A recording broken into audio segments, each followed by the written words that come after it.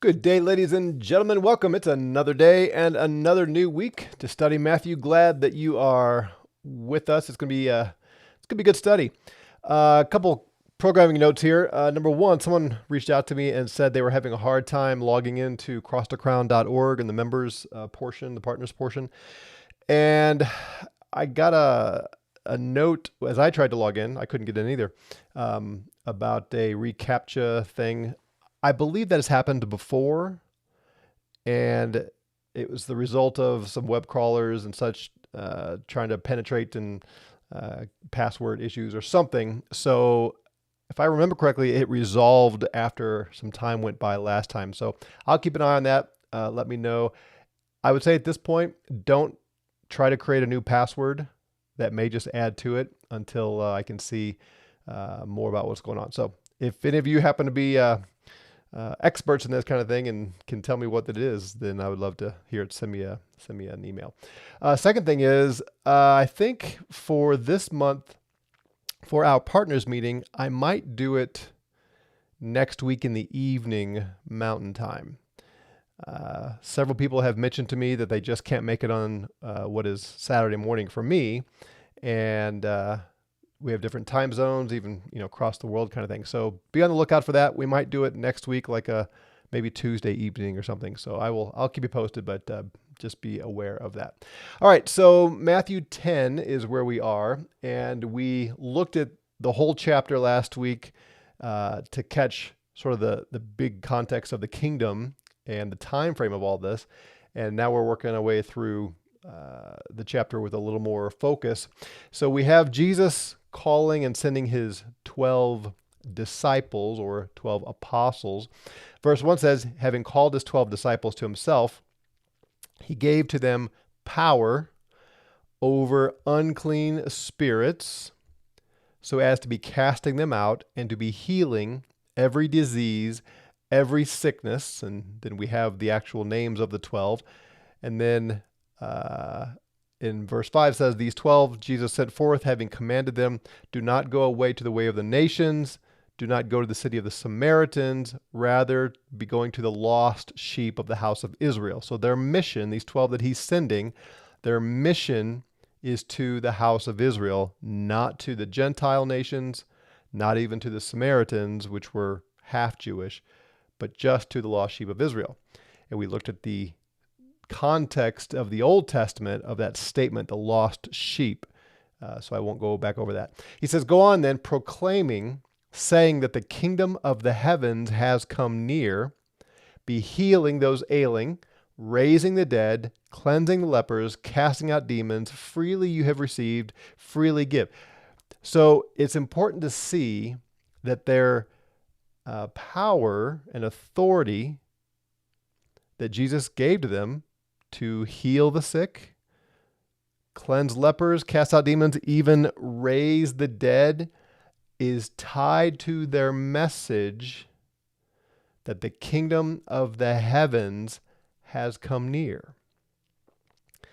Again, if you're new with us, you need to know where that phrase kingdom of the heavens comes from. It's from Daniel 2, where Nebuchadnezzar, the king of Babylon, is given this startling vision of a giant statue, and Daniel is given the interpretation of that statue. It is 4 kingdoms culminating in what we now know as the Roman Empire. And in the days of that 4th kingdom, the Roman Empire, the God of the heavens is going to establish his kingdom, and it will destroy all other kingdoms. So the God of the heavens will establish a kingdom. That's why the Gospels use this term kingdom of God or kingdom of the heavens. So these 12 men are sent to the lost tribes, lost sheep of Israel, declaring that the kingdom of the heavens is here, and to prove it, the king, Jesus, the Messiah, gives to them the ability to cast out demons, heal diseases, give sight to the blind, and to raise the dead.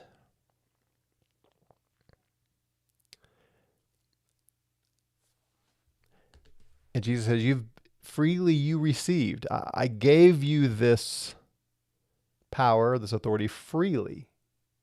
You didn't earn it. I just gave it to you. So give it freely. Go and be generous with these things. Then he says, do not provide gold, nor silver, nor brass in your girdles, nor leather pouch for your way, nor 2 coats, nor sandals, nor staff, for the workman is worthy of his nourishment, or wages, as it's usually translated. So this is interesting. Jesus says, gentlemen, as you go through the cities of Israel, don't take lots of money. Don't take a spare tunic. Don't take a spare staff. Now, it says nor staff. Does that mean don't take 2 staffs or just don't take even one? The language kind of goes either way.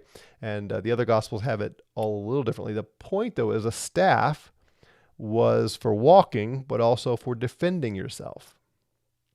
Jesus says, don't do that. Don't take provisions, right? Don't take bags of gold and all this. No, you are working, and a laborer is worthy of his wages. Well, who's going to pay the wages?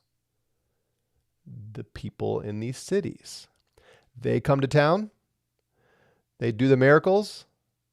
They say the kingdom is here, and the people should receive them and be celebrating and joyful and contribute to the mission of these men. He goes on, into whatever city or village you may enter, inquire who in it is worthy, and abide there until you may go forth. So you go into a town, and you, it says here, inquire. The word in the Greek, maybe scrutinize is a little closer. Look and examine to see, is there anybody here worthy? Well, what does that mean? How might they be worthy? Well, read on. Coming into the house, greet it. And if indeed the house is worthy, let your peace come on it. If it is not worthy, let your peace return to you. And we talked about this. Peace here, the Hebrew is shalom. The concept for Jewish peace is not just absence of war, but it is a significant blessing. If you're familiar with the famous Aaronic blessing of Numbers chapter 6, let the Lord's grace and favor shine upon you. Let his face shine upon you and give you peace. The idea of God pouring out blessing and favor and kindness and mercy to you for your whole life, for every element of life. That's what the Hebrew idea of shalom was. So it wasn't just no fighting, right? That's sort of what we think of with peace. But no, it's prosperity and blessing. So Jesus says, if the house is worthy, then bless it. Freely give all these things that I've enabled you to do. But if it's not worthy, then don't bless the household. Well, again, how do they prove worthy? Look at the next verse. And whoever may not receive you, nor hear your words, coming forth from the house or city, shake off the dust of your feet. So this is how the city or town or village or any household in the town would show itself worthy. They hear the message of the kingdom from these apostles, and they receive them in and say, yes, please tell us, and please give us the blessing, and here we will support your endeavors. Now that may seem pretty simple, taken at face value. Go in there. If they listen to you, great. If not, then move on. But there's something else going on here. As usual, the Old Testament foretold all of these things. And you are probably familiar with this from another New Testament letter that you know well, but it's easy to forget. So anybody know where the major passage is of the Old Testament that speaks of good news or gospel? Where's that term gospel that is all throughout the Gospels and the New Testament? Where's that word gospel come from? Anybody know? And while I'm giving you a test, I saw a couple of things come in here in the comments. Let me take a look. Daniel says, well, it was my turn to feel the heat on the first century tribulation. Felt like how I felt when started to question CC in public all over again. So are you talking about, Daniel, that you got into a discussion about the tribulation, like with a dispensationalist or something, and argued that it was in the first century? If so, been there many times, and yeah, that's fun. Aaron says, blessings in the Bible have always perplexed me. The patriarchs especially treated them as effective rather than a modern tendency to view them as a kind word, like blessings convey. Yeah, there's no, I mean, they're prophetic in the Old Testament for sure. Yeah, very good. All right, Aaron, got it. Yeah, Isaiah. What chapter, Aaron? 52. So Isaiah 52, Israel has been punished by God, but there is the promise of hope and forgiveness and Messiah, kingdom, and so on. I'm going to pick up in verse 6 of Isaiah 52. Therefore, my people shall know my name in that day, because I myself am the one who speaks. I am here like season upon the mountains, like the feet of one bringing glad tidings. That is the Greek word, euangelion, very good, Aaron, that is translated all over the New Testament as good news or gospel. Aaron says the answer of Isaiah is right about 78% of the time. That's probably true. Okay, so God says, my people in that day will know my name. There's a day coming, though he is judging them in Isaiah's time, there's a day coming when his people will know his name. God himself says, I am like the season upon the mountains, like feet of the one bringing the gospel or good news of what? Of a report of peace. The good news of a report of peace, God's peace, God's shalom and blessing.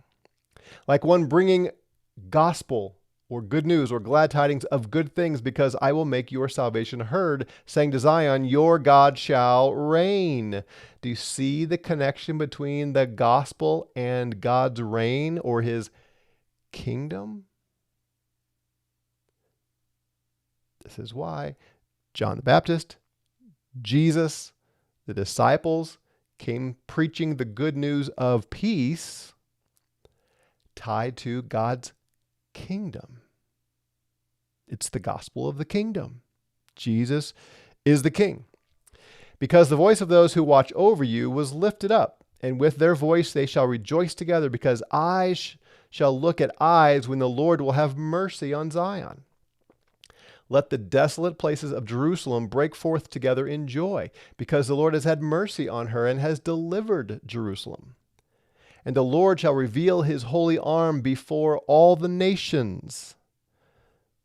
So he's coming to Jerusalem and Zion, but then he's going to show his strength to the nations. And all the ends of the earth shall see the salvation that comes from God. Depart, depart, go out from there and touch no unclean thing. Go out from the midst of it. Be separated, you who carry the vessels of the Lord, because you shall not go out with confusion, nor shall you go out in flight. For the Lord will go before you, and the Lord God of Israel is the one who gathers you together. See, my servant, and I think this is capital S servant, the coming one, that he's going to expand in what we call chapter 53. My servant shall understand, he shall be exalted and glorified exceedingly. My servant's going to come, and he's going to be exalted, raised up, and glorified. Just as many shall be acknowledged at you, so shall your appearance be without glory from men, and your glory be absent from men. So shall many nations be astonished at him. Getting back to the servant here, the nations are going to be astonished at the servant, and kings shall shut their mouth. So again, we see Jerusalem and Zion and the nations, because those who were not informed about him shall see, and those who did not hear shall understand. But then, how does chapter 53 start? Remember, this is not a new chapter in Isaiah. This is just in our English Bibles. But in Isaiah, he goes on, Lord, who has believed our report? So there is a good news of the report of the kingdom and peace coming to Jerusalem and indeed to the nations. But in the midst of this declaration of that good news, there's this rhetorical question suggesting that there will be many who don't believe the news.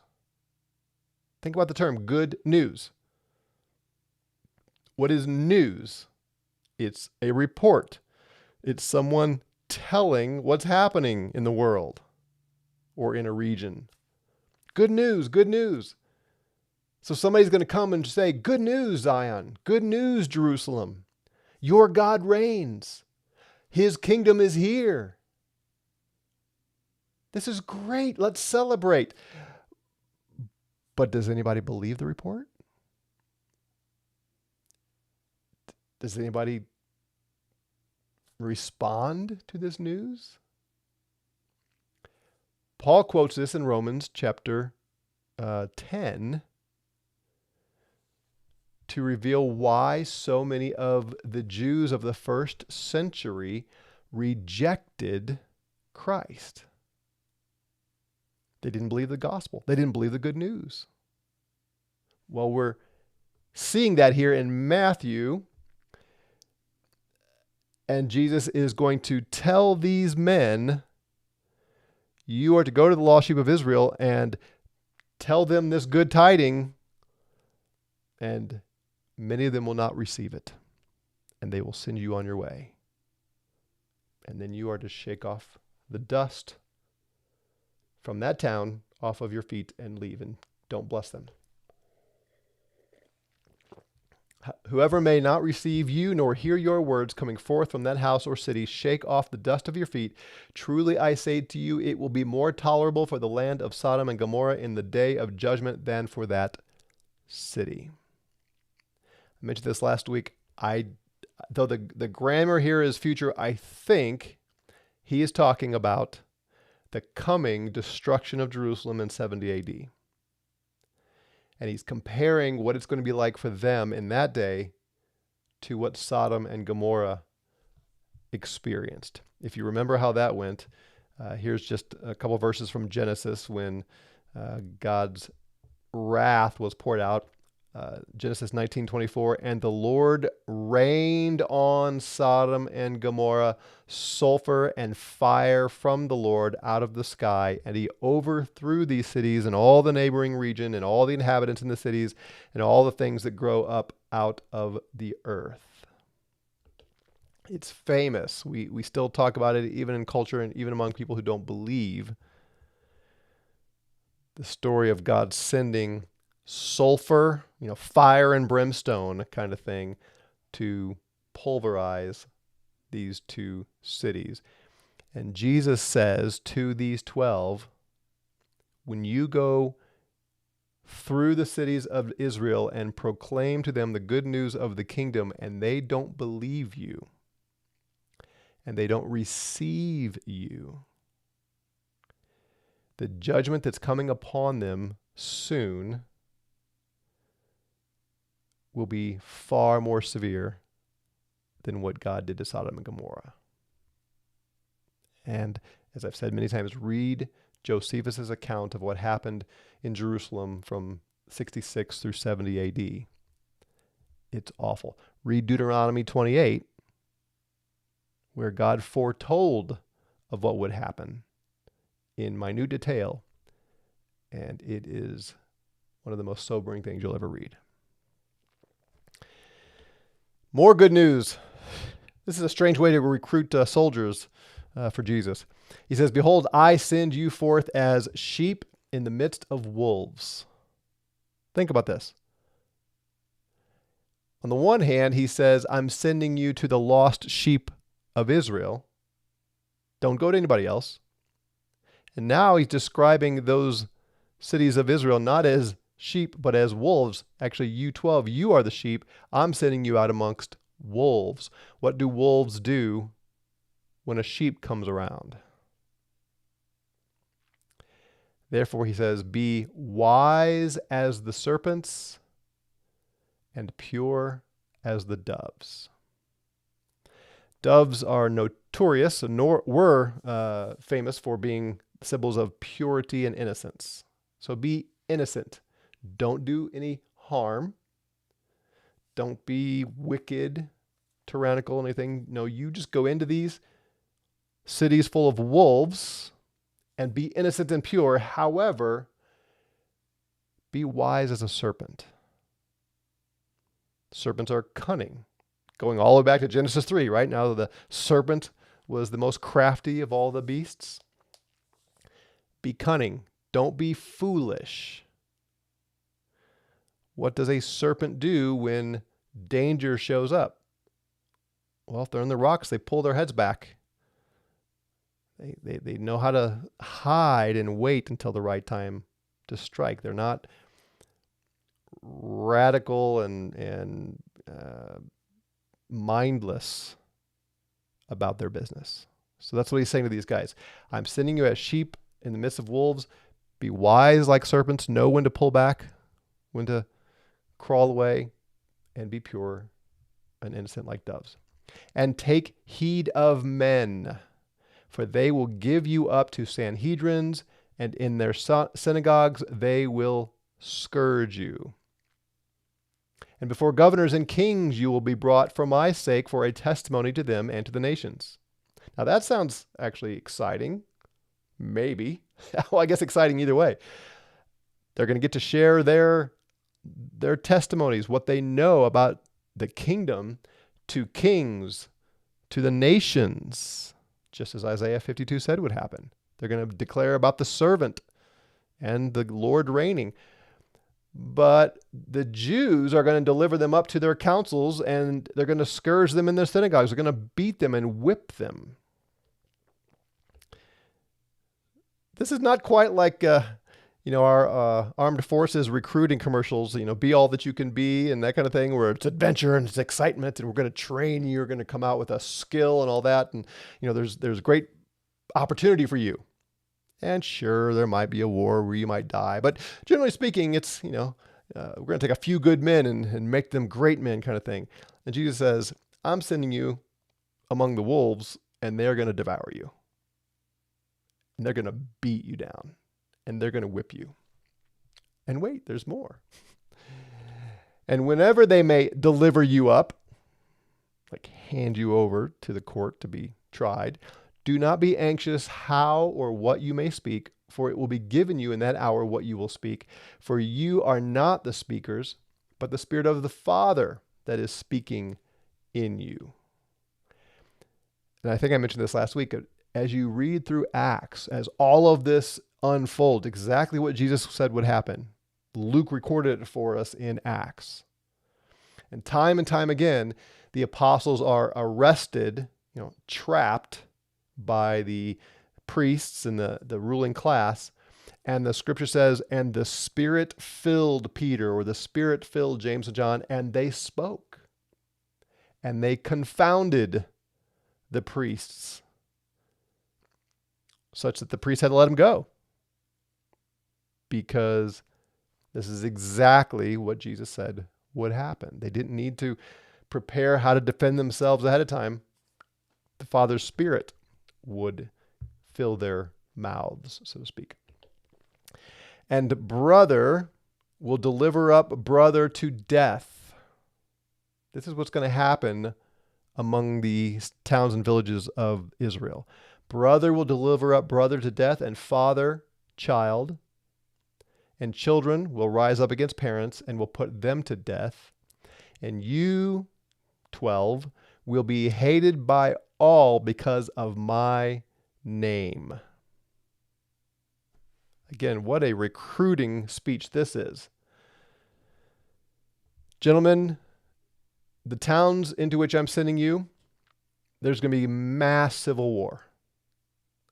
In households even. One brother's going to hand over another brother. Right? A brother's going to say, hey, I believe that Jesus is the Messiah. And the brother's going to turn him over to the priest so that they can be persecuted and maybe killed. A father will turn his child in. A child will turn his father in. Hey, my dad believes that Jesus is the Messiah. Come arrest him.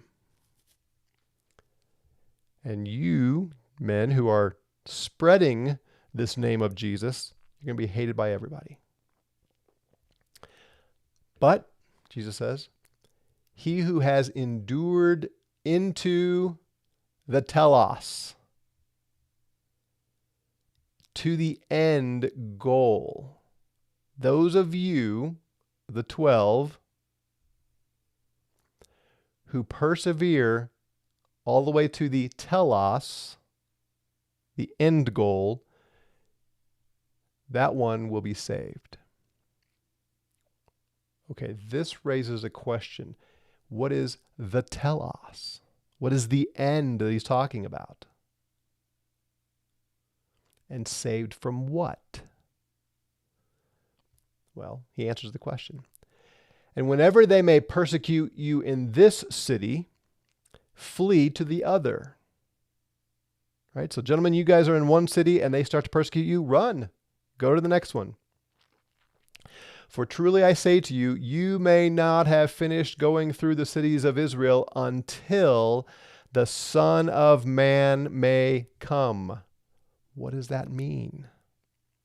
The Son of Man coming is the Son of Man coming into his kingdom in Daniel 7. Remember there, the vision, the Son of Man comes with the clouds, not to earth. It's not Jesus coming to earth. It's coming with the clouds to the Ancient of Days in heaven to receive his kingdom. And Jesus says to these 12 men, you will not have finished your testimony and your preaching the good news of the kingdom to the cities of Israel until the Son of Man comes into his kingdom. So you're preaching the kingdom, and then you're still going to be alive when the Son of Man actually receives his kingdom. That's 70 AD, folks. We went all through this in Revelation, 1 Corinthians 15, 1 2 Thessalonians. We went through all this. That's what it means. So keep going. The end, the telos, is the coming of the kingdom. Right? That's their message. If you endure to that point when the Son of Man comes into his kingdom, you'll be saved. Saved from what? Stay tuned. A disciple is not above his teacher, nor a servant above his Lord. Right? You 12 men are my disciples. You are my servants. I'm the teacher. I'm the Lord. You're not above me. Sufficient to the disciple that he may be as his teacher and the servant as his Lord. You're not above me, but you are like me. Well, what does it mean that they are like Jesus? Well, if the master of the house they called Beelzebul, Satan, how much more those of his household? How are these 12 like Jesus? Well, they are going to be called of the household of Beelzebul, just like Jesus has been called of the house of Beelzebul. And they're going to use that. They're going to label them as the followers of Beelzebul so they can justify their persecutions. Right? Look what's happening in our culture today. Look what they do. What is the left doing? They throw these labels on conservatives. We are, bigots, we're homophobic, we're misogynistic. On all the phobias are labels they throw on very calculatedly, is that a word? so that they can justify persecuting those of us who believe that homosexuality is a sin, for instance, or that a man is the head of his wife. And lately, as in many years now, they've been using the terms Nazi and fascist. Why? So they can justify the assassination of Charlie Kirk and the assassination attempt on President Trump and the lawfare against conservatives. If they can convince a significant portion of the public that we are Nazis and fascists, and we know what the actual Nazis and fascists did in the 20th century. Well, of course, if Hitler is among us with orange hair, taking him out by any means possible is the right thing to do so that he doesn't create another Holocaust. And that's all enabled by the labels they hurl and assign upon Trump and his followers. That's exactly what the scribes and Pharisees and priests did. You, Jesus, are deriving your authority from Beelzebul. So we are justified in seeking to kill you. And your apostles are just like you. They are of the house of Beelzebul, so we are going to kill them as well. You see how it works? Some things don't change, right? All right, so we're still answering the question. He tells these men, if you endure to the coming of the kingdom, that's the telos, you'll be saved. Saved from what? Verse 26, you may not therefore fear them. Don't be afraid of these who are going to persecute and kill you. For there's nothing covered that will not be revealed and hid that will not be known. They're not going to get away with it. It will be revealed what they are doing to you and why. That which I tell you in darkness, speak in the light. Right? Here we are, just you and me, and I'm telling you this, go broadcast it out in the open. And that which you hear at the ear, proclaim on the housetops. Get up on the roofs and scream it and declare it. And here's the key. And do not be afraid of those killing the body and are not able to kill the soul. The Pharisees, scribes, chief priests, they can, through persuasion of the Romans, and in some cases on their own, they can kill your body. Don't be afraid of them. Rather, fear him who is able to destroy both soul and body in Gehenna. That's usually translated hell, but I prefer the literal just to pull your mind to the idea in that first century. It's similar to what we think of as hell, but it was the cursed valley of Hinnom where way back in Jeremiah's day, they offered their children to Moloch, and God was furious and slaughtered a bunch of them there, and that became this just notorious for where they dragged evil people to bury them. And there's it's popular belief that it was an ongoing fire where they took refuse and dead bodies and things, and I've even taught that, but I've dug in this a little bit more, and it seems like the verification of that is not as strong as I thought it was. So I don't know actually if there was burning fire out in Gehenna or not all the time, but it still had that concept of where they threw the bodies, and it was a cursed place. And then in the Second Temple literature, it became a synonym or a euphemism for the eternal lake of fire, which that language does appear, say, in Revelation that we looked at. So Jesus here is telling these men, you're going to suffer greatly. The Jewish leaders are not going to receive you. They're going to persecute you. They're going to kill some of you. Do not fear them. You tell them what I'm telling you here in private. You tell them publicly. Everything will be revealed. Their motives, their deeds, it'll all be revealed someday. You stand fast to the end, to the coming of the kingdom. And if you do, you will be saved from Gehenna. The stakes are high, gentlemen. It's going to cost you. This mission I'm sending you on is going to cost you severely. It's going to cost you everything. But if you stay faithful, you'll be saved from Gehenna. And of course, on the flip side, the positive side, you will have eternal life in the heavenly kingdom, which he doesn't get to just yet. Obviously, we know that one of these 12 was not faithful, did not endure to the time of the kingdom. And he did not find himself saved soul-wise from Gehenna. These were no small details of the kingdom. I mean, of the mission he sent them on to pronounce the kingdom. Amy says, a report that we won and the king is returning victorious. Yeah, that's the glad tidings in Isaiah. Yeah, good. Matthew 10 sounds cooler than the army, though. Be all that you can be. Yeah, Daniel. Aaron says, aren't most of the apostles executed before 70 AD? I'm thinking specifically of Peter and Paul, but perhaps the others survived longer. Obviously, John did. Yeah, if we can trust church historians, John is the only one that made it through 70 AD. And of course, the great story of Peter being crucified and saying he's not worthy to be crucified like Jesus, so they crucified him upside down. I hope that's true. You know, with church history, we always have to be a little bit skeptical,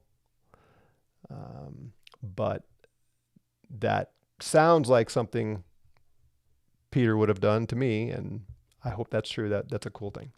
All right, we will leave it there. Tomorrow we'll continue on. Read ahead, and there's more similar kinds of things coming, and I think it'll make sense to you even more so catching the context here. Thanks, everyone. We'll see you tomorrow. Have a great day. Grace and peace to you.